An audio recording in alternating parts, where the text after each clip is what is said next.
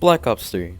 It's a notorious game for many different reasons. After what some would call one of the worst Call of Duties ever, Advanced Warfare, it was now Treyarch's time to step up to the plate and introduce their new COD game. With most of the community completely loving Black Ops 2, Black Ops 3 was really hyped up.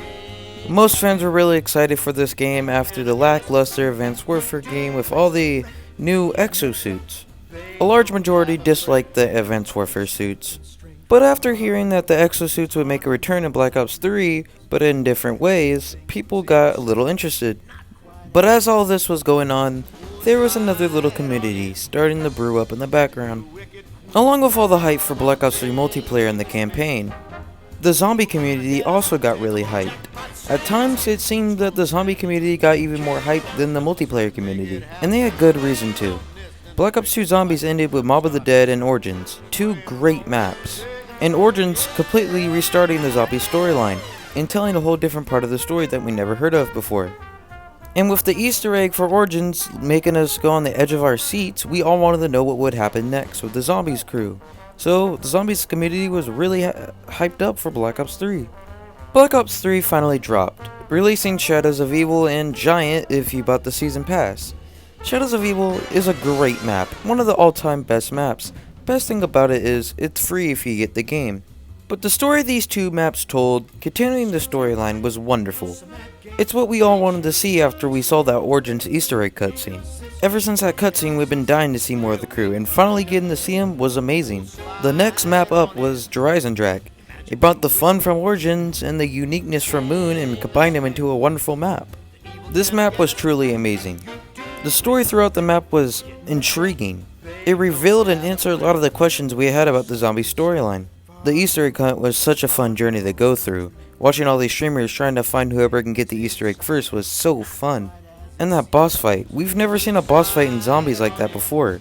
I don't think we've seen a boss fight in zombies in general. But having that boss fight was just so cool. And it wasn't just no pushover boss fight. The boss fight was generally hard.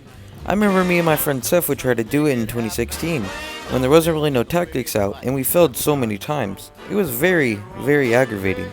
But recently we actually went back onto Drak and finally completed it.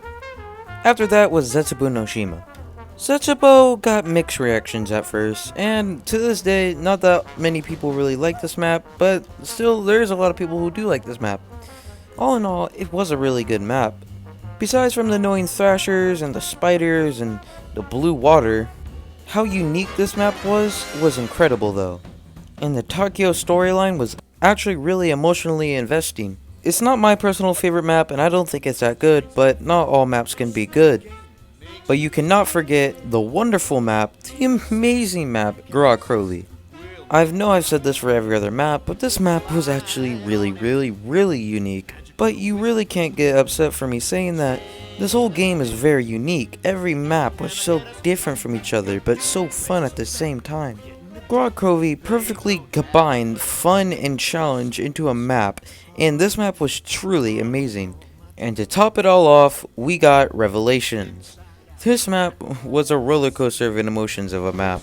Revelations combined so many maps together, so many old faces that we got to see again, that we thought we would never see again. And yes, Revelations was a very unique map. I say out of all these maps, I've had the most fun out on Revelations. You can have a Thunder Gun and an upgraded Apothicon Servant, 4 people. This map was just so much fun. The Easter egg hunt was actually kind of challenging to find. It took us a few weeks to finally find it. And yeah, the boss fight was a little lackluster, but that Easter egg cutscene was amazing. But wait, there's more. Evidently, your actions have unleashed unnatural forces. There are always consequences.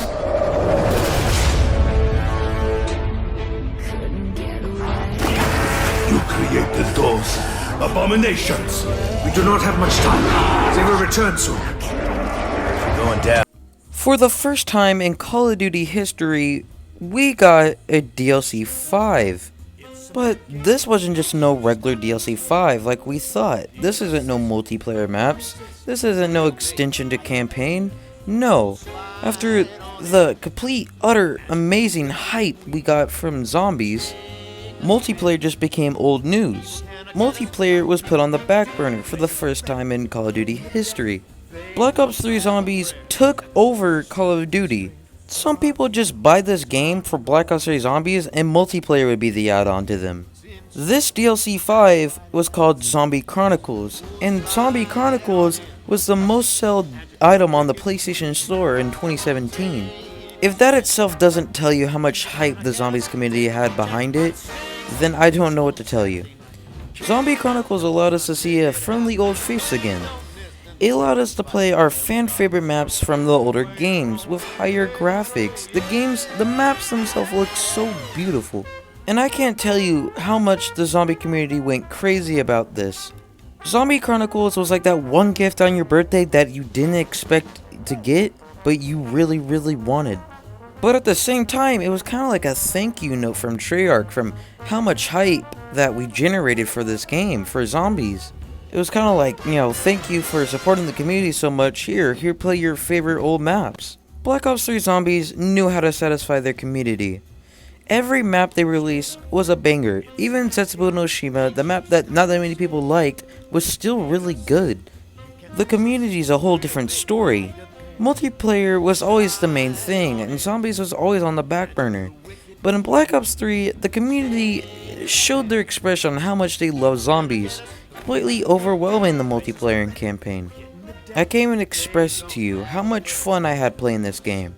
And on top of that, watching my favorite creators at the time, like Noah J456, Mr. Ruffle Waffles, Mr. T Lexify, and more. And speaking of all those creators, this game generated so much hype that there was a whole house dedicated of zombie creators living together called the Z House. Black Ops 3 Zombies never disappointed, and this made it a complete and utter one-of-a-kind game. Hey, this is Vanix, guys. I hope you guys enjoyed my second episode of the One of a Kind series. I really enjoyed making this episode. I really loved Black Ops 3 Zombies. I still play it to this day. Black Ops 3 Zombies is probably one of my favorite games ever, if not my favorite. Anyways, if you guys want to see more content like this, make sure to like and subscribe, and I guess I'll see you guys in the next one. Peace.